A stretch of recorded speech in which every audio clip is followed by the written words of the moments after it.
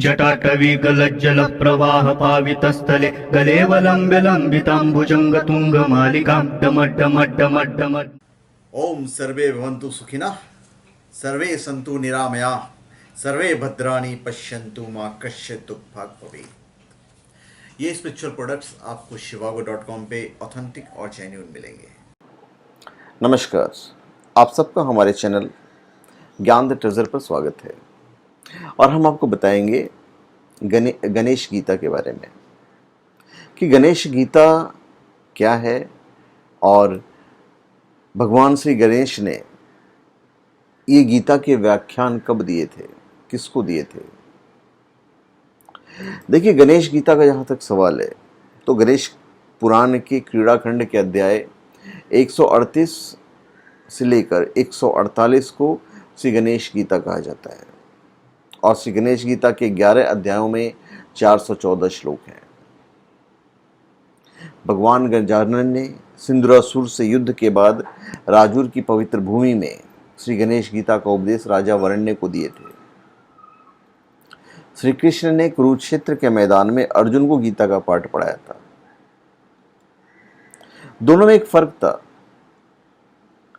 महाभारत में जहां भगवान श्री कृष्ण अर्जुन को उनका कर्तव्य याद दिलाते हैं, वहीं गणेश जी गणेश गीता में उपदेश युद्ध के बाद राजा वरण्य को दिए थे। तो गणेश जी गीता में मुख्य उपदेश क्या दिए थे? गणेश गीता के पहले अध्याय सांख्य सारार्थ में गणपति ने राजा वरण्य को योग का उपदेश दिया और शांति का मार्ग बतलाया। इसके दूसरे अध्याय में गणेश जी ने राजा को कर्म के मर्म का उपदेश दिया और इस अध्याय का नाम कर्म योग था। तीसरे अध्याय में गणेश जी ने राजा वरण्य को अपने अवतार धारण करने का रहस्य बताया।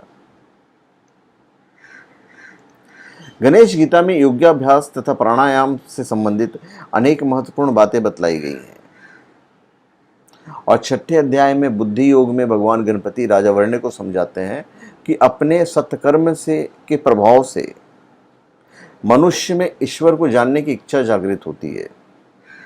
जिसका जैसा भाव होता है उसके अनुरूप ही उसकी इच्छा पूर्ण होती है। अंतकाल में भगवान को पाने की इच्छा करने वाले भगवान में ही लीन हो जाते हैं और मेरे तत्व को समझने वाले भक्तों का योगक्षेम मैं स्वयं वहन करता हूँ। गणेश गीता में भक्ति योग का वर्णन भी है। इसमें भगवान गणेश ने राजा वरण्य को अपने विराट रूप का भी दर्शन करवाया था। 9वें अध्याय में क्षेत्र क्षेत्रज्ञ का ज्ञान था। सत्व रज तम तीनों गुणों का परिचय दिया गया है और 10वें अध्याय में दैवी आसुरी राक्षसी तीनों प्रकार की प्रकृतियों की लक्षण बतलाए गए हैं। और इस अध्याय में गजानन कहते हैं कि काम, क्रोध, लोभ और दम ये 4 नरकों के महाद्वार हैं, अतः इन्हें त्याग देना चाहिए तथा दैवी प्रकृति को अपनाकर मोक्ष पाने का यत्न करना चाहिए। और अंतिम 11वें अध्याय में कायिक, वाचिक और मानसिक भेद से तप के 3 प्रकार बताए गए हैं। अभी जो राजा वरण्य थे, पूर्व जन्म में राजा वरण्य उनकी पत्नी पुष्पिका की 12 वर्ष की कठोर आराधना से प्रसन्न होकर भगवान श्री गणेश ने उन्हें वर दिया था कि अगले जन्म में मैं तुम्हारा पुत्र बनूंगा। पर भगवान श्री गणेश प्राकट्य के समय रानी पुष्पिका भी एक बालक को जन्म देकर मूर्छित हो गई थी। शिवगण नंदी ने बालक गजानन को ले जाकर मूर्छित रानी पुष्पिका के पास सुला दिए थे, पर वो जो दंपत्ति थे वो थोड़े से डर गए थे और उन्हें जंगल में छोड़ आए थे। अब भगवान गजानन की कृपा से महर्षि पराशर ने बालक को पहचान लिया और उसे अपने आश्रम पर ले गए और पुत्र रूप में पालन करने लगे। 9वें वर्ष में बालक गजानन ने सिंदूरवाड़ा में जाकर सिंदूरासुर का वध किया। श्री गणेश की कृपा से राजा वरण्य पर से माया का पर्दा हटते ही उन्हें बालक गजानन को पहचान लिया और राजा के मन में केवल एक ही पश्चाताप था कि मैं कैसा भागा हूँ, माया से विमुख होकर मैंने कितना बड़ा अनर्थ कर डाला। स्वयं भगवान गणेश जी ने मेरे घर में जन्म लिया और उस पर भी मैंने उन्हें कुरूप पुत्र मानकर उनका सरोवर पर त्याग कर दिया।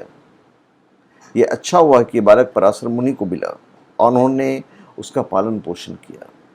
इसी 9 वर्ष के बालक गजानन ने सिंदूरासुर का वध करके पृथ्वी के भार को कम कर दिया। अब मैं इन्हीं गजानन से उनके चरणों में आश्रय देने की विनती करूंगा।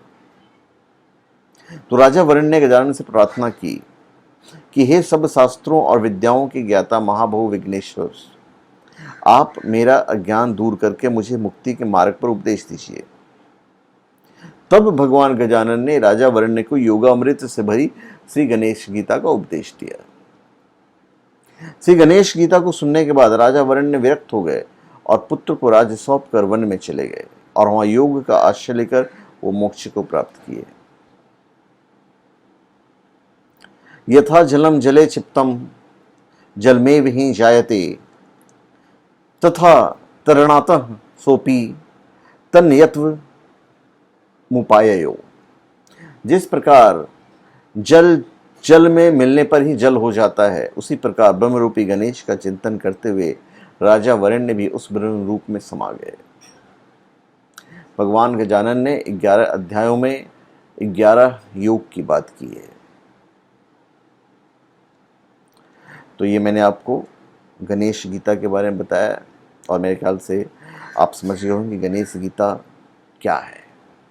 तो धन्यवाद, आप सबका हमारे चैनल पर स्वागत है। आप हमारे चैनल पर सब्सक्राइब करें और अपने कमेंट दीजिए। धन्यवाद।